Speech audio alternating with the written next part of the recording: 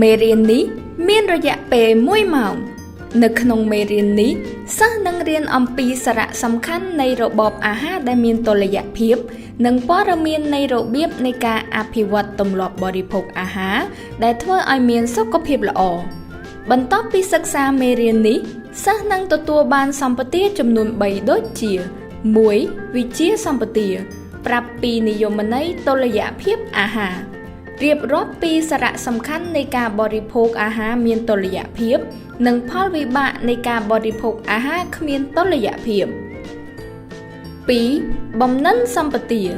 បកស្រាយពីសារៈសំខាន់នៃការបរិភោគអាហារមានតុល្យភាពបកស្រាយពីផលវិបាកនៃការបរិភោគអាហារដែលគ្មានតុល្យភាព 3. ចរិយាសម្បទាមានទម្លាប់បរិភោគអាហារមានតុល្យភាពត្រឹមត្រូវដើម្បីសុខភាពល្អ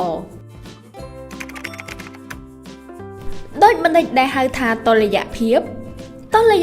មានន័យថាភាពស្មើគ្នាឬភាពមានលំនឹងដូចនេះនៅពេលដែលយើងនិយាយពីសុខភាពដែលមានតុល្យភាពគឺយើងចង់ឲ្យសុខភាពរបស់យើងមានលំនឹងឬមានសុខភាពល្អដើម្បីធ្វើឲ្យយើងមានសុខភាពល្អនោះយើងត្រូវតែបរិភោគអាហារមានតុល្យភាពតើអាហារមានតុល្យភាពគឺជាអ្វី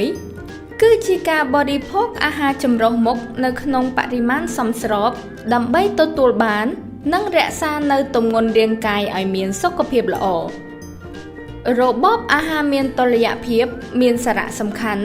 ដើម្បីបង្កើតនូវទម្លាប់នៃការបរិភោគអាហារប្រកបដោយសុខភាពល្អ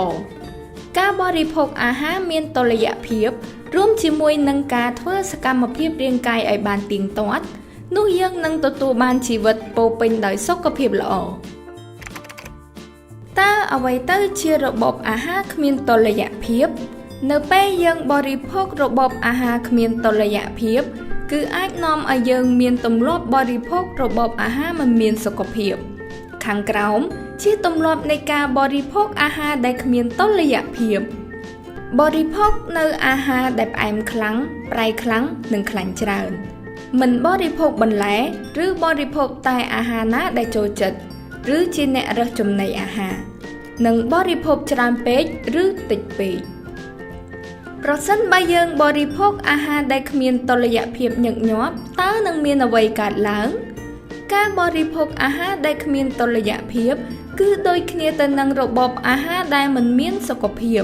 ហើយនឹងអាចបង្កទៅជាបញ្ហាសុខភាពមួយចំនួនតើទម្លាប់មិនល្អនៃការបរិភោគអាហារអាចមានផលប៉ះពាល់អ្វីខ្លះនៅពេលយើងបរិភោគរបបអាហារគ្មានតុល្យភាពញឹកញាប់វាអាចបណ្ដាលឲ្យមានបញ្ហាដូចជា 1. មុខងារខួរក្បាលដំណើរការមិនបានល្អ 2. បញ្ហាអារម្មណ៍ឬផ្លូវចិត្ត 3. ការរៀនសូត្រយឺតយ៉ាវរាល់ថ្ងៃគឺជាឱកាសមួយផ្សេងទៀត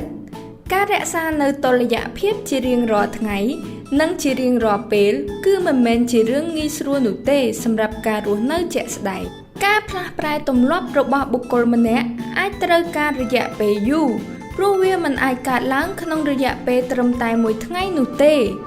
ការលើកទឹកចិត្តដល់សិស្សពិតជាមានសារៈសំខាន់ដើម្បីឲ្យពួកគេអនុវត្តនិងអភិវឌ្ឍទម្លាប់នៃការបរិភោគអាហារដែលមានសុខភាពល្អ